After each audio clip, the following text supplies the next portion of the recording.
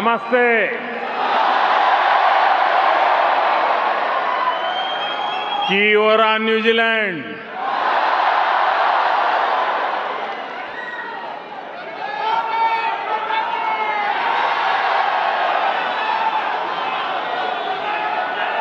हम भारत के लोग सुनते आए थे 20 साल के बाद, लेकिन आज 40 साल के बाद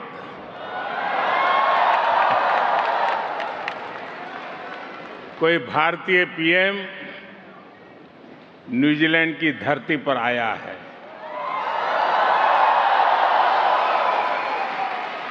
ये मेरा सौभाग्य है। मैं न्यूजीलैंड के सभी निवासियों के लिए, आप सभी लोगों के लिए 140 करोड़ भारतीयों की शुभकामनाएं लेकर आया हूं।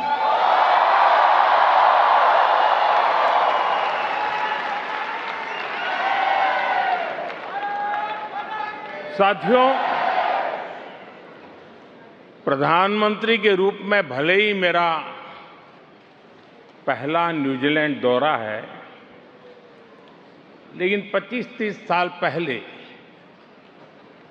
जब मैं किसी सरकार में भी हिस्सा नहीं था, सार्वजनिक जीवन में मुझे कोई जानता नहीं था, तब भी मुझे यहां न्यूजीलैंड आने का अवसर मिला था।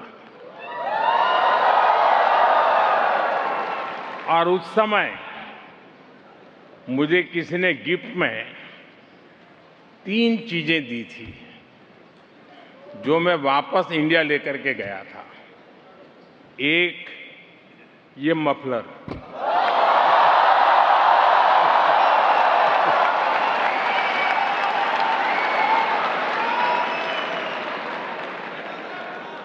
एक कैप और एक दस्ताना, क्योंकि ठंड का मौसम था। और उसमें से एक चीज मैं अभी यहां इस कार्यक्रम में भी लेकर आया हूं। ये मफलर जो आप देख रहे हैं, ये 25-30 साल पहले मुझे न्यूजीलैंड के एक साथी ने दिया था। इतने साल में मैंने कई बार इसका उपयोग किया और आज भी इसे बहुत संभाल करके रखा है।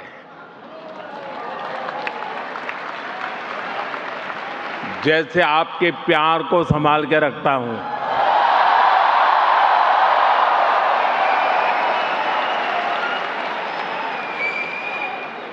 इस बार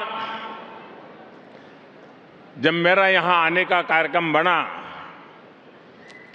तो मैं विशेष तौर पर इसे अपने साथ लेकर के आया, क्योंकि खबर थी ठंड ज्यादा है। साथियों,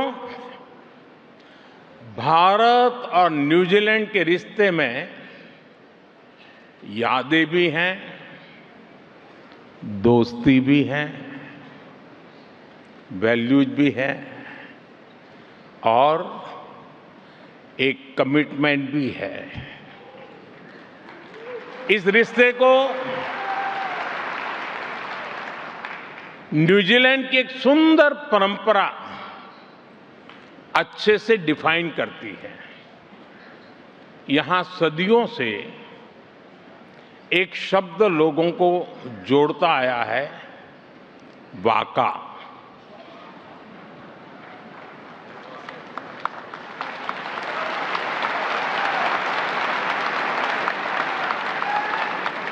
वाका सिर्फ एक नाव का नाम नहीं है।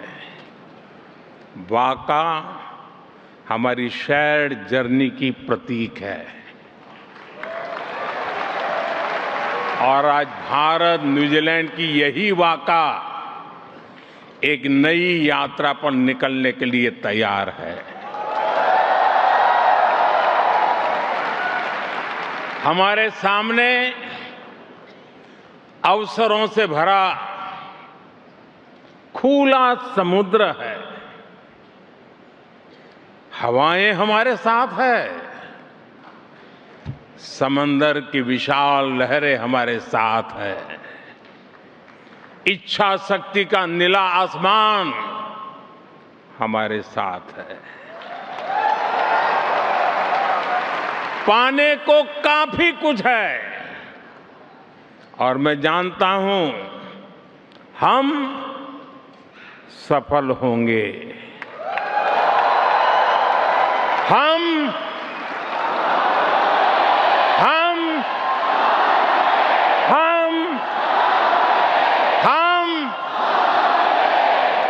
साथियों, मुझे इस यात्रा की सफलता पर पूरा भरोसा है।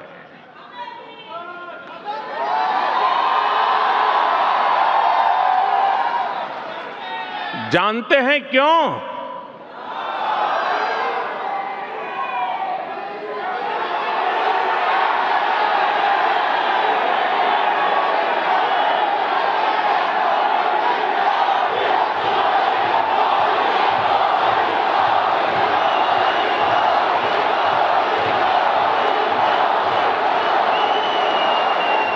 मोदी नहीं, क्योंकि इसके असली नाविक आप सभी हैं।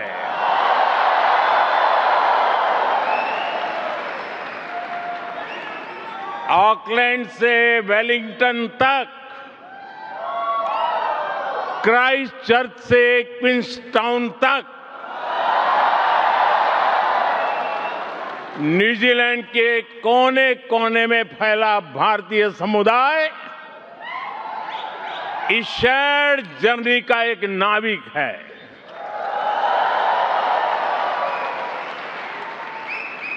साथियों, आगे बढ़ने से पहले मैं अपने मित्र prime minister Christopher Luxon, New Zealand सरकार के सभी साथियों और यहां लेबर पार्टी के मेंबर्स का भी मैं अभिनंदन करूंगा।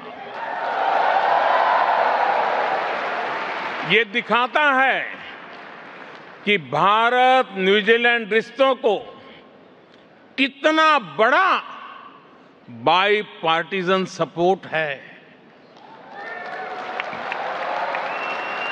इससे ये भी पता चलता है कि कीवी इंडियन कम्युनिटी की अचीवमेंट्स, आपका कंट्रीब्यूशन कितना बड़ा है।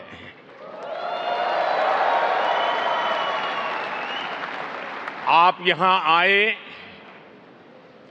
कीवी इंडियन कम्युनिटी के उत्सव का हिस्सा बने, इससे ये सेलिब्रेशन और वाइब्रेंट हो गया है। आपने जिस गर्मजोशी से, जिस स्नेह और उत्साह से आपने हम सभी का स्वागत किया है, मैं आपका बहुत बहुत आभारी हूं।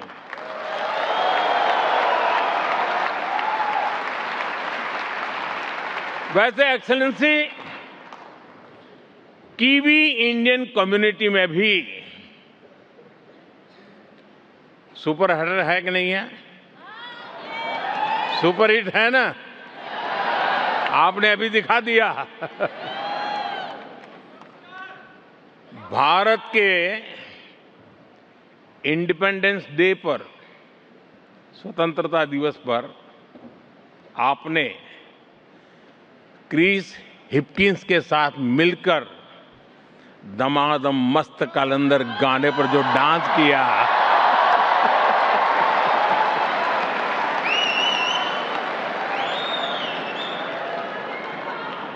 वो काफी वायरल हुआ। आपके वो मूव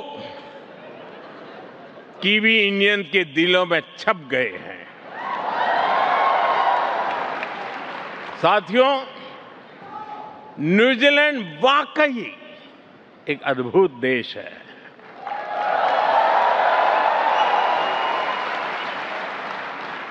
यहां पीस है, प्रॉस्पेरिटी है, नेचर है, कल्चर है और न्यूजीलैंड की असली ताकत यहां के स्थानीय लोग हैं।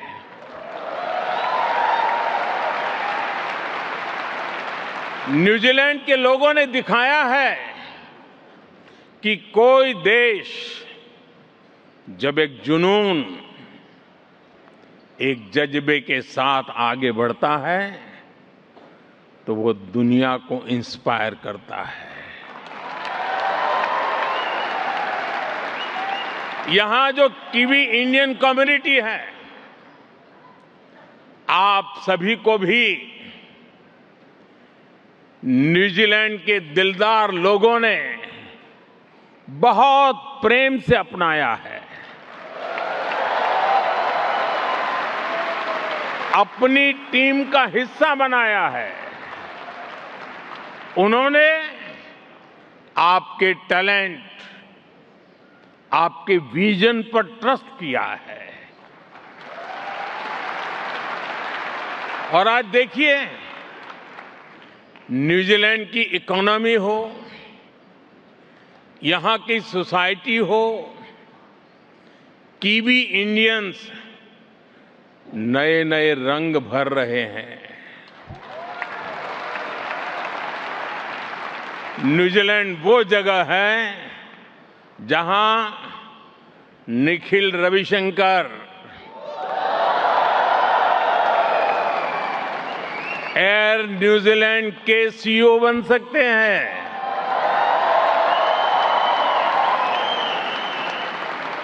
जहां आनंद सत्यानंद गवर्नर जनरल बन सकते हैं।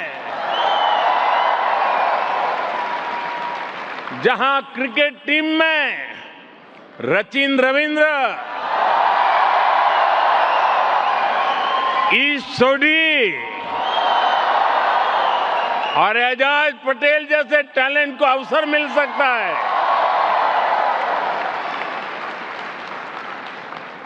न्यूजीलैंड वो जगह है जहां की सड़कों में भी भारतीय शहरों को सम्मान दिया गया है।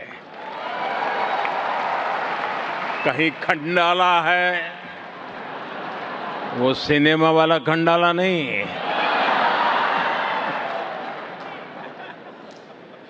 कहीं बॉम्बे हिल्स है, कहीं कोरोमंडल है, कलकत्ता स्ट्रीट है, दिल्ली क्रिसेंट, अमृतसर स्ट्रीट, ऐसे कितने ही नाम हैं। यहां रहते रहते आप भी पूरे के पूरे कीवी हो गए हैं। जैसे मुझे बताया गया है कि किसी भी विषय पर बात शुरू कीजिए, थोड़ी ही देर में बात मौसम पर पहुंच ही जाती है।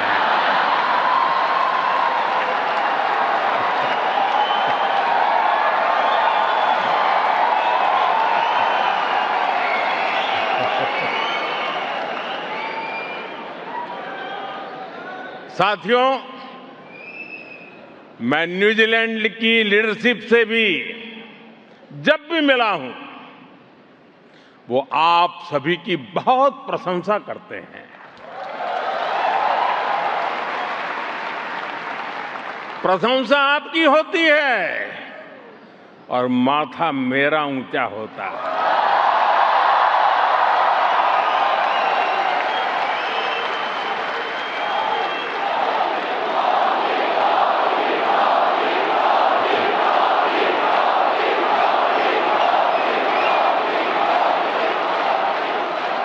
साथियों, आप सभी जानते हैं कि भारत हजारों वर्ष पुरानी सभ्यता है। जो आज अपनी प्राचीनता को सहेजते हुए आधुनिकता को स्वीकार कर रहा है।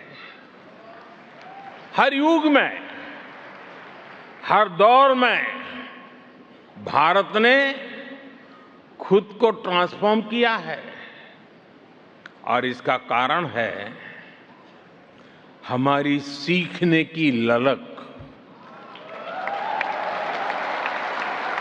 भारत सबसे सीखता है। हमारे लिए सामने वाले देश की जनसंख्या नहीं, जन कल्याण की भावना मायने रखती है।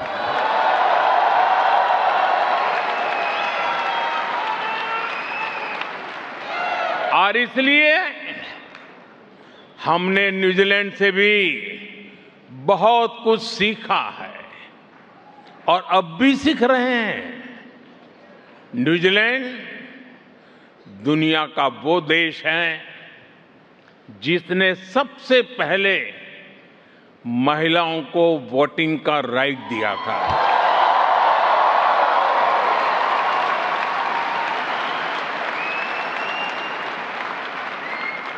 आज हम देखते हैं कि न्यूजीलैंड की सोसाइटी में विमेन बहुत बड़े पैमाने में कंट्रीब्यूट कर रही है। भारत भी आज विमेन लेड डेवलपमेंट के मंत्र के साथ महिलाओं के लिए संभावनाओं के नए द्वार खोल रहा है। साथियों, रूरल इकोनॉमी कैसे किसी देश की तकदीर बदल सकती है, ये न्यूजीलैंड ने करके दिखाया है। न्यूजीलैंड की ताकत एग्रीकल्चर के इर्द गिर्द बनाया गया एक एफिशिएंट इकोसिस्टम है। ट्रेसेबिलिटी हो, फूड सेफ्टी हो, कंप्लायंस सिस्टम हो, ये बहुत बड़ी प्रेरणा है। ये भारत जैसे छोटे किसानों वाले बड़े एग्रीकल्चर नेशन के लिए बहुत बड़ी सीख है।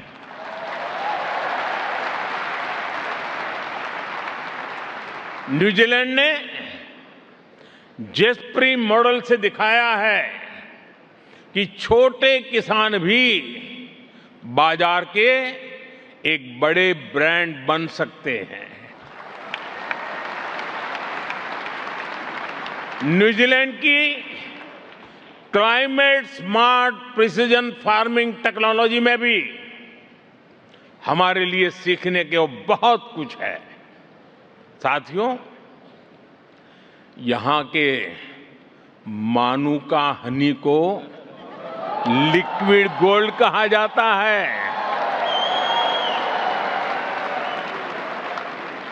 जैसे यहां हनी ट्रेडिशन और टेस्ट के अलावा हेल्थ एंड वेलनेस से जुड़ा है, वैसे ही भारत के आयुर्वेद में भी हनी का बहुत बड़ा महत्व है। आपको ये जानकर अच्छा लगेगा कि भारत में भी हम बी कीपिंग को लेकर एक मिशन चला रहे हैं। इससे भारत में हनी प्रोडक्शन में काफी बढ़ोतरी हुई है और आजकल तो हिमालय की ऊंचाइयों से जो हनी आता है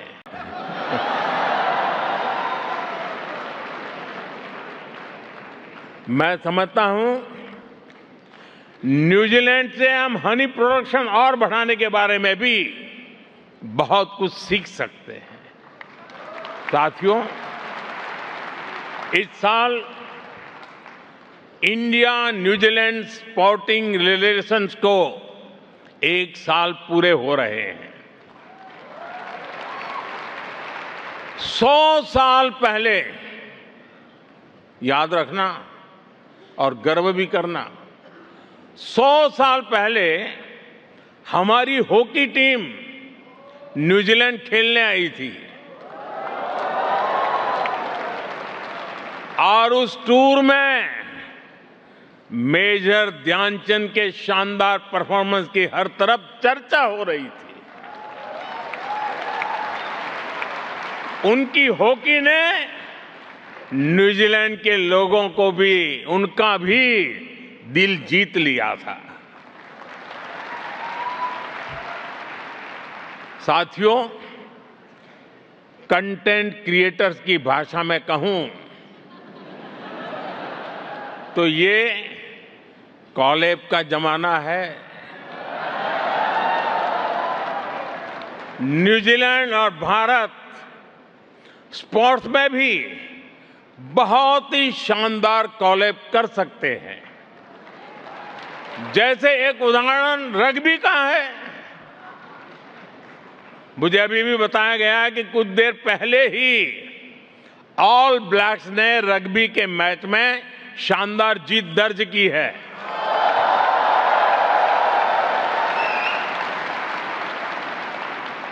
भारत रग्बी में न्यूजीलैंड से सीखना चाहता है।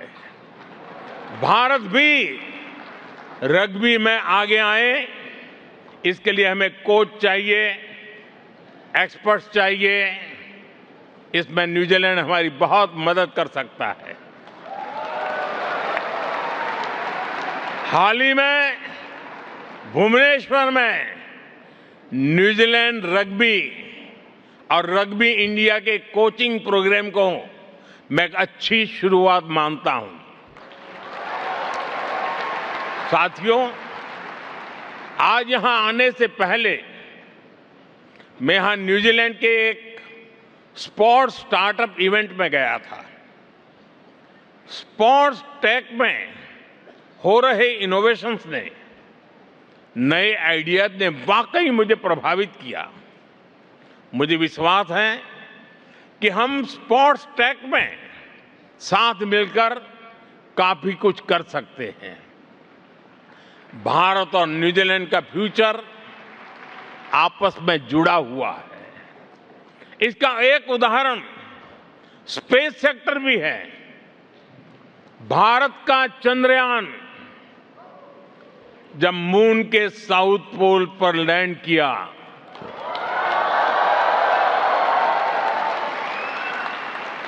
पूरा न्यूजीलैंड नाच रहा था उस दिन। और उस दिन हम सबको गर्व हुआ। अब आपको मैं गर्व की एक और बात बताता हूं। आपको गर्व दिलाने में, इस सक्सेस में न्यूजीलैंड की टेक्नोलॉजी का भी योगदान रहा है।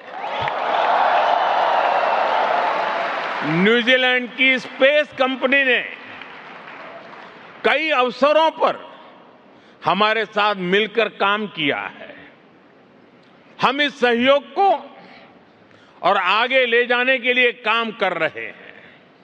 साथियों, स्पेस सेक्टर ये बताने के लिए काफी है कि भारत और न्यूजीलैंड की इकोनॉमी एक दूसरे को कितना कुछ दे सकती है। यही हमारे ट्रेड एग्रीमेंट की भी स्पिरिट है। ये ट्रेड एग्रीमेंट विकसित भारत की तरफ हमारी यात्रा को गति देगा। भारत और न्यूजीलैंड दोनों के बिजनेस को नए अवसर देगा। साथियों, भारत और न्यूजीलैंड के बीच एक और बहुत बड़ी समानता है। ये समानता हमारे इंडिजिनस कल्चर की है। इंडिजिनस कल्चर को सेलिब्रेट करने, उसको संरक्षण देने की है। और आज मैं माओरी समाज को विशेष रूप से याद करना चाहता हूं। मैंने हाका को केवल एक परफॉर्मेंस के रूप में ही नहीं देखा, मैंने हाका में एक समाज की आत्मा देखी है। उसमें साहस है, आत्मसम्मान है, अपने पूर्वजों के प्रति श्रद्धा है और पूरे समुदाय की सामूहिक शक्ति का एक एहसास है। साथियों, माओरी संस्कृति में एक बहुत सुंदर शब्द है, मना कितांगा। मना कितांगा,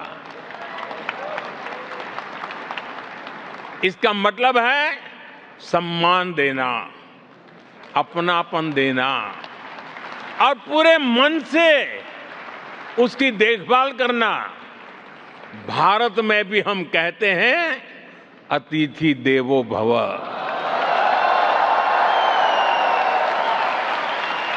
शब्द अलग है, परिवेश अलग है, पहनाव अलग है, भाषाएं अलग है, लेकिन भावना बिल्कुल एक ही है।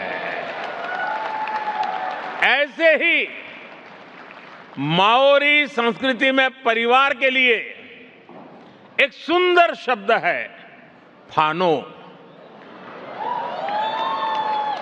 यानी परिवार। इसमें कई पीढ़ियां होती हैं, रिश्ते होते हैं, पूरा समुदाय होता है। भारत भी परिवार को केवल एक सामाजिक व्यवस्था नहीं मानता। हमारे लिए फैमिली एक इंस्टीट्यूशन है। साथियों,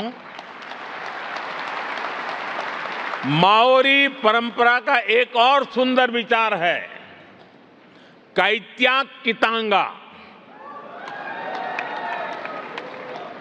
काइत्या कितांगा ये हमें सिखाती है कि हम प्रकृति के मालिक नहीं हैं, हम उसके संरक्षक हैं। भारत में भी कहा गया है, भारत में भी कहा गया है, माता भूमि ही पुत्र हम पृथिव्या। पृथ्वी हमारी माता है। इसी सोच को आधार बनाते हुए हम भारत में धरती मां के संरक्षण के लिए एक पेड़ मां के नाम, प्राकृतिक खेती मिशन जैसे अनेकों अभियान चला रहे हैं। साथियों, मैं जानता हूं हजारों किलोमीटर दूर रहते हुए भी आपके दिल में के किसी न किसी कोने में दिन भर की प्रक्रिया में कहीं न कहीं हिंदुस्तान झलकता ही रहता है, हिंदुस्तान बसता ही है। सही है कि नहीं है?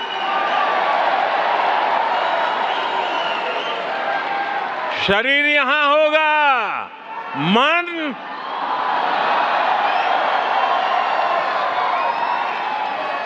और इसलिए आप भारत की हर उपलब्धि पर भी नजर रखते हैं। और जब क्रिकेट स्टेडियम में बैठकर के देखते हैं तो बहुत सी चीजें देखने की छूट जाती हैं, लेकिन घर में टीवी पर बैठकर के जब देखते हैं तो हर बारीकी का पता चलता है। वैसा ही आपको भी भारत की हर बारीकी का पता चलता है।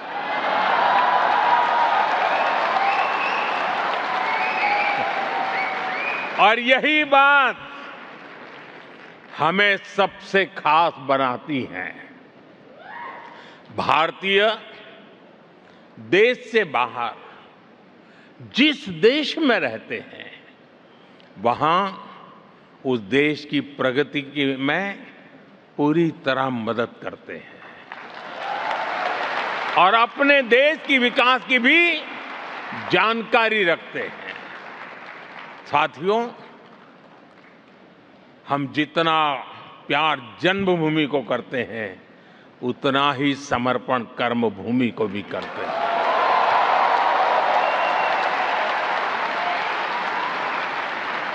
साथियों, वैश्विक चुनौतियों के बीच आज भारत जिस तेजी से विकास कर रहा है, वो अभूतपूर्व है। मैं आपके सामने देश की उपलब्धियों का, भारत के सामर्थ्य का एक गुलदस्ता प्रस्तुत करूंगा।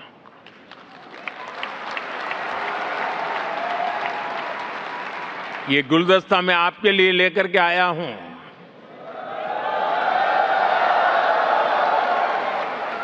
और मैं पक्का मानता हूं इस गुलदस्ते में आपकी पसंद का कोई न कोई फूल जरूर होगा, जो आपको सुंदर भी लगेगा और गर्व से भर भी देगा।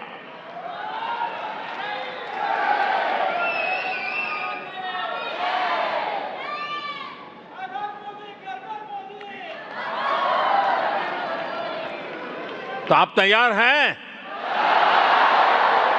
गुलदस्ता पेश करूं? अब आपको ढूंढना है आपका फूल कहां है उसमें। या तो सारे के सारे फूल आपके हैं। साथियों, भारत आज दुनिया की फास्टेस्ट ग्रोइंग मेजर इकोनॉमी है। भारत दुनिया का सबसे बड़ा वैक्सीन प्रोड्यूसर है। भारत मोबाइल डेटा कंजम्पशन में दुनिया के अग्रणी देशों में है। आज भारत दुनिया का दूसरा सबसे बड़ा मोबाइल मैन्युफैक्चरर है। आज भारत दुनिया का दूसरा सबसे बड़ा टेलीकॉम मार्केट है। आज भारत दुनिया का दूसरा सबसे बड़ा वीट प्रोड्यूसर है। आज भारत दुनिया का सबसे बड़ा मिल्क प्रोड्यूसर है। आज भारत दुनिया का दूसरा सबसे बड़ा फिश प्रोड्यूसर है। साथियों, इतना ही नहीं, आज भारत दुनिया का तीसरा सबसे बड़ा ऑटोमोबाइल मार्केट है।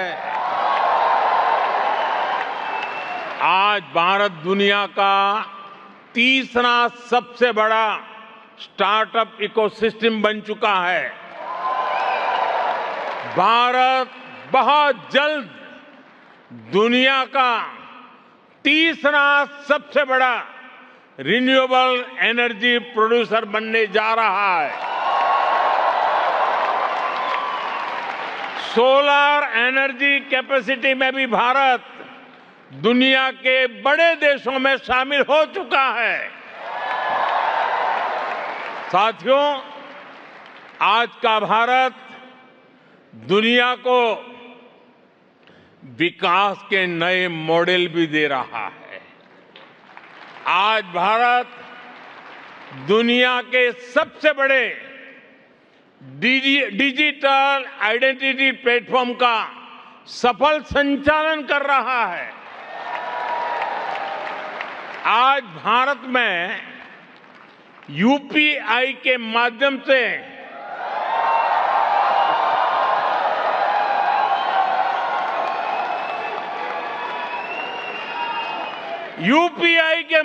हर महीने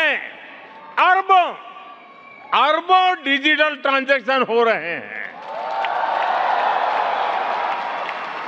भारत के डिजिटल पब्लिक इंफ्रास्ट्रक्चर में आज दुनिया के दर्जनों देश दिलचस्पी दिखा रहे हैं।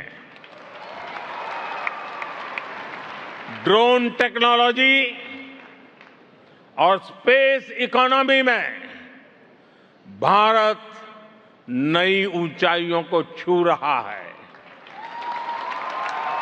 साथियों, ये उस नए भारत की तस्वीर है जो दिखाती है कि कैसे भारत न्यूजीलैंड की तरह की इकोलॉजी और इकोनॉमी दोनों में बैलेंस बनाकर चल रहा है। साथियों, भारत की इस ग्रोथ का एक और पहलू भी है। ये पहलू हमारी विरासत है, हमारी हेरिटेज है। भारत जितना महत्व अपनी इकोनॉमी और इकोलॉजी को देता है, उतना ही फोकस अपनी हेरिटेज पर भी करता है। साथियों, भारत कैसे काम करता है, इसका एक उदाहरण श्री गुरु ग्रंथ साहिब जी के पवित्र स्वरूप है।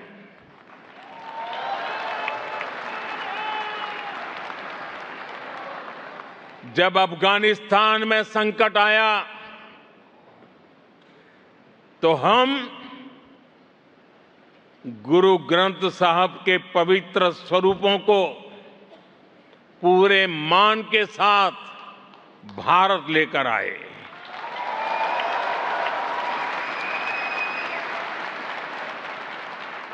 साथियों, हमारे महान सिख गुरुओं ने पूरी मानवता को सेवा, साहस, समानता और करुणा का संदेश दिया है।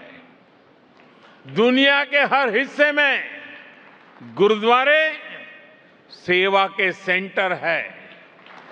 कोई भूखा आए, उसे भोजन मिलता है। कोई संकट में है, उसे सहारा मिलता है। इसी माहौल में सिख कम्युनिटी के कुछ भाइयों और बहनों ने हमें बताया था कि श्री हरमंदिर साहब में सेवा के लिए एफसीआरए से जुड़ी कुछ परेशानियां आ रही है। हमने उस समस्या का तुरंत समाधान किया। साथियों, आप सभी श्री हेमकुंड साहब जी के बारे में भी जानते हैं। हिमालय की ऊंचाइयों पर है। साल का लंबा समय बर्फ की चोटियों से घिरा रहता है। वहां अगर कोई दर्शन करने के लिए जाना चाहे तो बड़ा कठिन मार्ग है, बहुत कम लोग जा पाते हैं।